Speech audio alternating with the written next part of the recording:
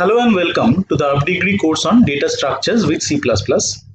In the last class, we saw the heap data structure. In this class, we will see how to sort an array of elements using the heap data structure.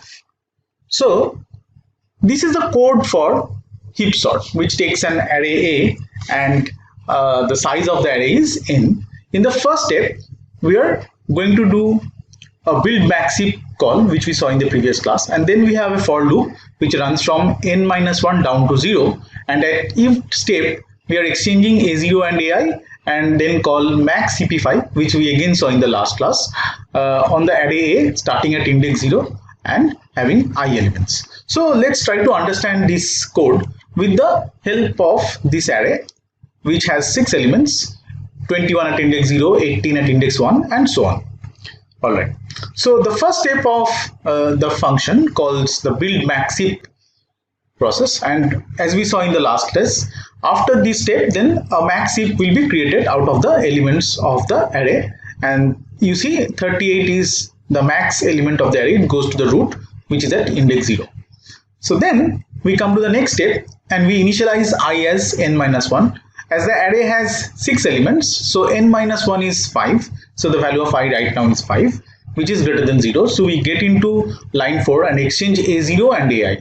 So the code for exchange is very simple. We have two variables taken as reference, of course template type, and the variables are a and b. We store the value of a in a temporary variable, then set a to b, and finally we set b to temp. Alright, so after this exchange then 38 and 21 will be exchanged, and 21 will come at index 0, 38 will go at index 5. Now you observe that in a sorted array, the maximum value has to go to the rightmost position if we are sorting in ascending order. So at the end of this step, we have set 38 in its correct position. So we will do the same things on the rest of the elements from index 0 to index 4. We will again build a heap. Then if we build a heap, the highest value will come to the root. We'll exchange this value with the rightmost element and keep doing this till the array has only one element left. Let me show you how. So in the next step, we call max cp5. So it will now create a heap with 5 elements. Notice that in the previous step we created a heap with 6 elements. So at the end of it, I is 5. So we will create a heap with 5 elements. And out of these 5 elements, 26 is the largest. So which will come to the root position, which is at index 0.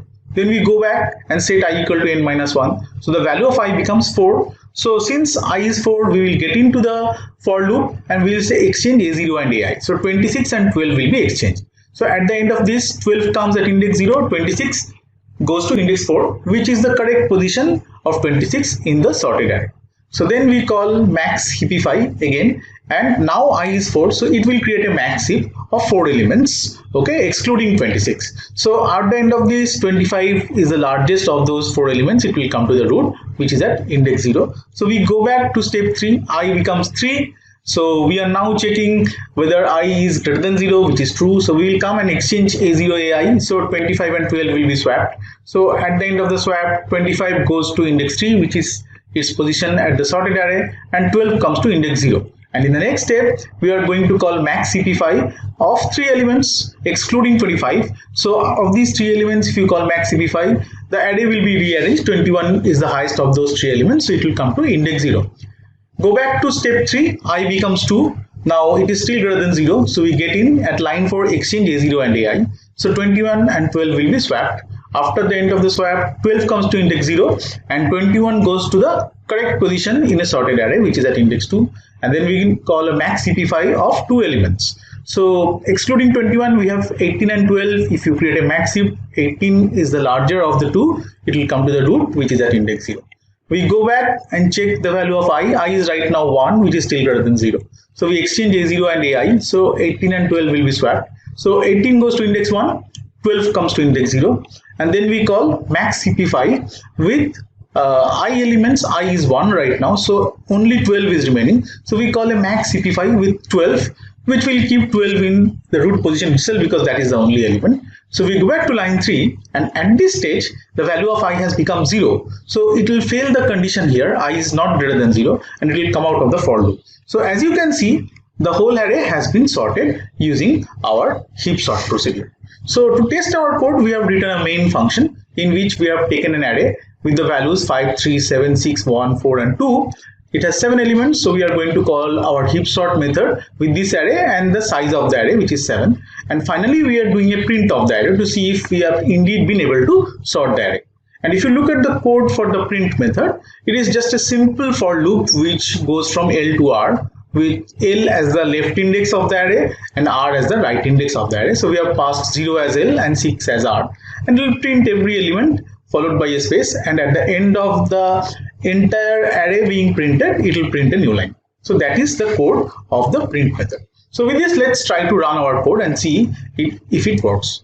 So if you run our code with this array 5, 3, 7, 6, 1, 4, 2, you can see the array has been sorted properly, and we have 1, 2, 3, 4, 5, 6 and 7 in ascending order. So this is how, using heap sort, we can sort an array of elements if we know how to build a heap. So we need the build max heap and max heapify methods along with the heap sort method to make this sort. Thanks for watching. In the next class, we will discuss about another data structures which can be built using a heap. Thank you.